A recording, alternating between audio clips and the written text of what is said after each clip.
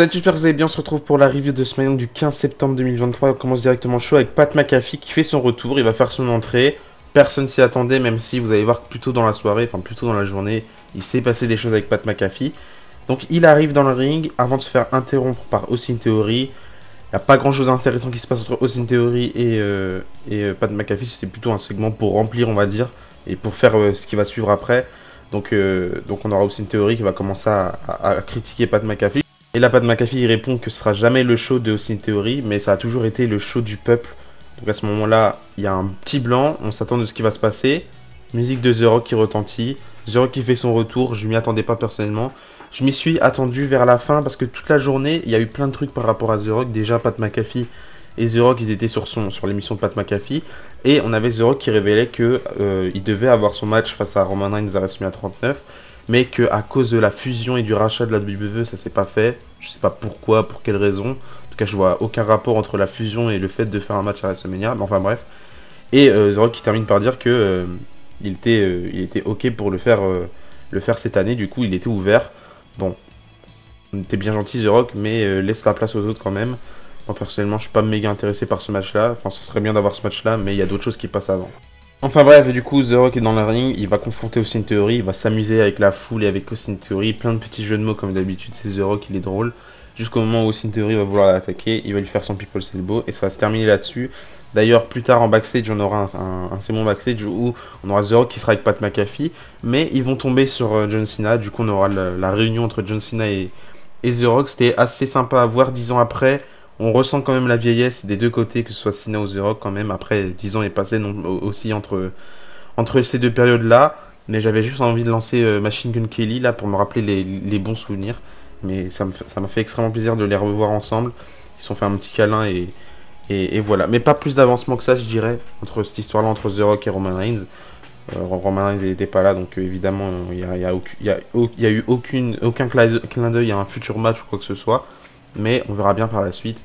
On verra bien si la WWE va céder à ce que The Rock a dit et ils vont faire à WrestleMania 40 ou s'ils vont conserver cette histoire avec Cody Rhodes et lui faire terminer son histoire une bonne fois pour toutes. Après, ils peuvent faire les deux en même temps. Ils peuvent très bien faire Rock Reigns main event de la nuit 1 et Rock Cody main event de la nuit 2 qui serait cohérent et moi ça me dérangerait pas du tout.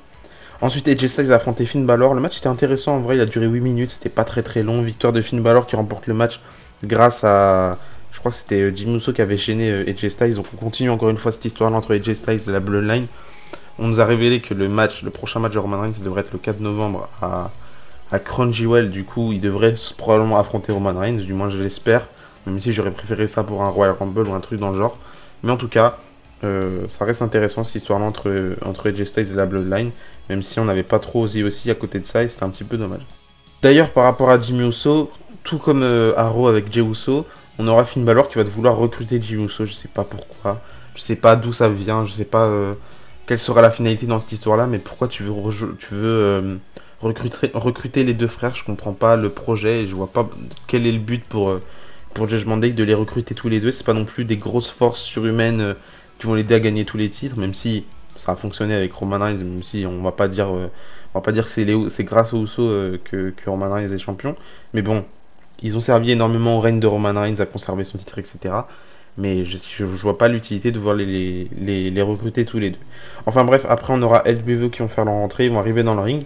Et on aura un truc intéressant, on aura Santos Escobar qui va demander gentiment et amicalement à Rey Mysterio, avec tout le respect qu'il lui doit, s'il pouvait avoir une opportunité au titre des États-Unis. Là aussi, il y a eu des rumeurs comme quoi la WWE voulait faire, discuter d'un match entre Rey Mysterio et Santos Escobar. Donc j'imagine que là, on va la voir. Et on aura Rey Mysterio qui va accepter tout simplement. Il va accepter le challenge. Il va lui donner son match, il va lui donner son opportunité. Et je pense que c'est là où on aura les petites graines qui vont être semées pour le heel turn de Santos Escobar ou peu importe. Mais en tout cas, je pense que ça va risquer de ne plus être si amical que ça l'est actuellement entre Rey Mysterio et Santos Escobar. Et tant mieux, comme ça on aura un petit peu plus de profondeur et plus de belles écritures que d'avoir un match 1 contre 1 où il n'y aura pas trop de finalité. Par contre, ce qui se passe juste après me dérange un petit peu. On a Bobby Lashley et Street Profits qui débarquent. Bon là jusque là pas grand chose d'inintéressant. Ils arrivent dans le ring et on a un match qui suit entre les Street Profits. Ils affrontent Joaquin Wilde et Cruz del Toro, sauf que le match va durer 30 secondes. Ils vont squash, les Street Profits vont squash LWO.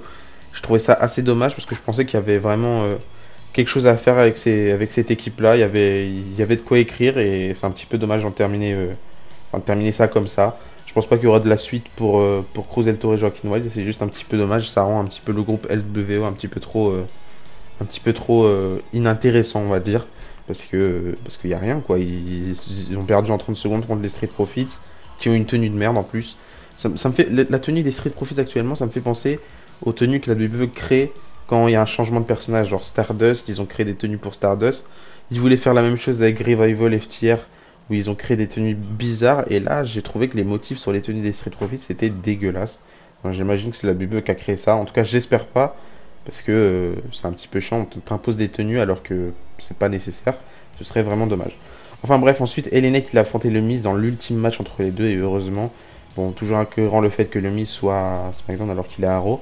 Mais ils s'affrontent dans un match qui était sympa, mais encore une fois sans plus. Victoire de LA Knight. Après le match, moment marquant parce qu'il va il va donner toutes ses ambitions, il va nous faire une promo assez intéressante où il dit qu'il vient pour chercher de l'or, peu importe que ce soit le titre des États-Unis de Rey Mysterio, peu importe que ce soit le titre intercontinental de Gunther, peu importe que ce soit le titre poids lourd de Seth Rollins, et même peu importe si c'est le titre de Roman Reigns, il vient pour chercher les titres, et il veut un titre. Et là, on voit en backstage quelqu'un qui regarde LA Knight faire sa promo, et qui est-ce qu'on voit? Paul Heyman et Sosikoa qui analysent très bien ce que fait LA Knight, donc peut-être qu'on partira vers un programme par la suite. En tout cas, j'ai trouvé ça hyper intéressant, et j'ai bien aimé ce qui s'est passé. Et moi personnellement un programme entre LA Knight et Roman Reigns ça me dérangerait pas du tout, j'ai hâte de voir ça. Le seul problème c'est que Roman Reigns il est pas là hein, encore une fois. Il apparaît tous les 3 ans, il fait un match tous les 4 ans. C'est dommage en fait c'est même pas dommage le fait qu'il soit pas là, c'est juste dommage parce qu'on n'arrive pas à avancer dans les storylines, on n'arrive pas à avancer dans les feuds. Et enfin, je sais que quand on va se rapprocher de 2024 ça va s'accélérer, il va être un petit peu plus présent. Mais là c'est trop, il prend des congés de 4 semaines, c'est de l'abus quand même je trouve personnellement. Je veux bien, il a un statut à la WWE, mais même Sina il se permettait pas de faire des congés comme ça à l'époque. Enfin bref, c'est un petit peu chiant, même si je le répète à chaque fois, c'est juste dommage. On a eu un segment aussi avec Pretty Lady qui font leur retour, ils étaient en train de parler à Adam Pearce. Ils disaient qu'ils étaient prêts à recatcher, sauf qu'on a toujours Elton Prince, si je dis pas de bêtises, qui était en chaise roulante alors qu'il s'est blessé à l'épaule. Donc on verra bien la suite pour Pretty Lady et je suis content qu'ils n'ont pas abandonné les projets pour eux. Et j'ai hâte de voir qu'est-ce qu'ils feront à la suite, sachant que la WWE prévoit de séparer les titres par équipe unifiée, donc tant mieux. Ensuite, Bayley a affronté Asuka dans un match en simple, enfin, elle était accompagnée de Dakota Kai, il n'y avait pas Io Sky, j'ai pas fait attention s'il y avait Io Sky, mais en tout cas, elle était accompagnée de Dakota Kai. Le match n'était pas incroyable, je trouve personnellement. À la fin du match, on a Shotzi qui arrive de la foule, elle fait peur à Bayley. Bayley, elle rentre dans le ring, elle se prend un roll-up, victoire de Asuka qui remporte le match. Dommage pour Bayley, mais la feud entre Shotzi et Bayley, j'en ai plus rien à faire personnellement. Ça m'intéresse pas du tout. Ils tournent le truc en mode Shotzi elle fait peur avec ses cheveux ou Shotzi elle fait peur à Bayley. Ça j'aime pas du tout. Et je trouve qu'il n'y a pas assez de profondeur dans l'histoire pour que ce soit intéressant. Et du coup bah, j'ai vite fait abandonner ce qui s'est passé entre Bayley et Shotzi. Donc voilà. Et enfin on termine le show avec le Grayson Waller Effect avec comme invité John Cena. En vrai je trouve que c'était une bonne initiative de mettre John Cena dans le talk show de Grayson Waller. Déjà ça aide personnellement Grayson Waller à grandir un peu plus quand tu le mets à côté d'un John Cena qui est excellent promo et j'ai trouvé ça hyper intéressant. On a Grayson Waller qui dit à John Cena que personne ne veut le voir catcher. Le temps de John Cena en tant que catcheur c'est plus d'actualité. John Cena c'est plus un catcheur, il a plus le niveau pour catcher. Il dit aussi que John Cena c'est plus la même personne depuis qu'il s'est fait battre par Austin Theory. Donc à ce moment-là, on a John Cena qui va enlever sa casquette, qui va enlever son t-shirt. Mais on aura Jim Uso qui va faire son entrée. Jim Uso il va dire à John Cena que Grayson Waller a raison. John Cena c'est plus le même et personne ne veut le voir ici. Ensuite Sosikoa et Paul Heyman vont faire leur entrée. On a Sosikoa qui rentre dans le ring, qui va vouloir mettre un Samoan Spike à Jim Uso, sauf qu'il va mettre à la place un super kick à John Cena. Et à ce moment-là, on aura Jimmy et Sosikoa qui vont s'attaquer à John Cena jusqu'au moment où AJ Styles va venir pour aider John Cena. Ça m'a fait plaisir personnellement de revoir Cena et Styles ensemble, mais du coup ils arrivent à se défaire de Sosikoa et Jim Uso. Sauf qu'à un moment donné, on aura Cena qui va leur faire son Five Knuckle Shuffle, puis faire son attitude adjustment sur Sosikoa. Mais on aura Jim Uso qui va venir aider Sosikoa et le retirer du ring pour venir en aide du coup à son frère. Et c'est comme ça que se termine le show.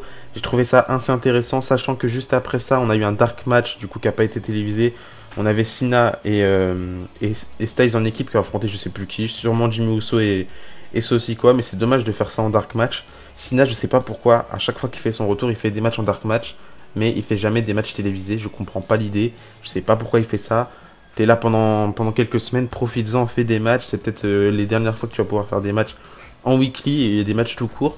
Donc je sais pas pourquoi il fait ça, mais c'est un truc qui m'énerve un petit peu. Après peut-être qu'il conserve ce match-là pour Fastlane, on a Fastlane qui arrive bientôt. En vrai, moi ça m'étonnerait pas d'avoir un match entre Cena et Styles en équipe juste avant de construire cette histoire entre Styles et Roman Reigns pour début novembre. Donc ça risque d'être long encore, on a encore 2 mois à patienter avant d'avoir ce match-là. J'imagine qu'on aura ce match-là à Crunchyroll. Mais du coup voilà, c'est comme ça que se termine ce show. Un show assez réussi, sachant que c'est le premier show de l'ère TKO, si je peux dire ça comme ça. Show réussi, on a eu pas mal d'employés qui ont été licenciés suite à la fusion entre WWE et UFC. Assez logique, pas de catcheurs licenciés pour l'instant, tant mieux, mais bon, on va pas parler trop vite, ça pourrait arriver dans les semaines à venir ou les mois à venir, peu importe. Mais j'espère juste que la WWE va pas faire ce qu'ils ont pu faire par le passé et faire des décisions bêtes à virer des personnes qui ont de l'avenir. Ce serait vraiment dommage. Déjà, rien que d'entendre que une personne comme Dana Warrior s'est fait virer, certes, elle servait pas à grand chose dans la WWE actuellement, mais ça fait mal au cœur quoi, de voir quelqu'un qui perd son job alors que si elle faisait partie de la famille de WWE. C'est un petit peu triste, mais bon, c'est pas le sujet. Ça m'a fait plaisir de revoir The Rock, même si j'espère qu'ils vont bien patienter avant de lui donner quelque chose et laisser ce qu'il y a de plus privilégié avant de faire ce match-là entre The Rock et Roman Reigns, même si on n'a plus beaucoup de temps devant nous pour un dernier match de The Rock. Mais personnellement, je préfère privilégier ce qui se passe actuellement, quitte à ne plus avoir de match entre The Rock et Roman Reigns de toute la vie. C'est comme ça, fallait pas passer à côté. Et puis, The Rock, s'il avait réellement envie de faire ce match-là entre lui et Roman Reigns, il y a eu 2-3 ans qui sont passés, il avait qu'à prendre l'opportunité avant qu'il soit trop tard. Une fois, il nous dit qu'il est pas prêt, une autre fois, il dit qu'il est en tournage. Enfin bref, si t'as envie de faire les choses, tu peux te démener, j'imagine, pour le faire. Et là, je pense que le temps est assez passé, et à moins qu'il fasse finir l'histoire de Cody Rhodes juste avant WrestleMania, ou encore une fois, comme je l'ai dit, dans la nuit de WrestleMania, pour moi, ce serait juste dommage de gâcher cette opportunité-là pour donner ce match-là avec The Rock. Mais du coup, voilà, donnez-moi votre avis par rapport à cet épisode de SmackDown. Moi, il y a 2-3 choses qui m'ont déplu, mais à part ça, je trouve que l'épisode était solide. Et d'ici là, je vous dis à la prochaine, n'oubliez pas, Tokyo Catch Export. Bisous, bisous.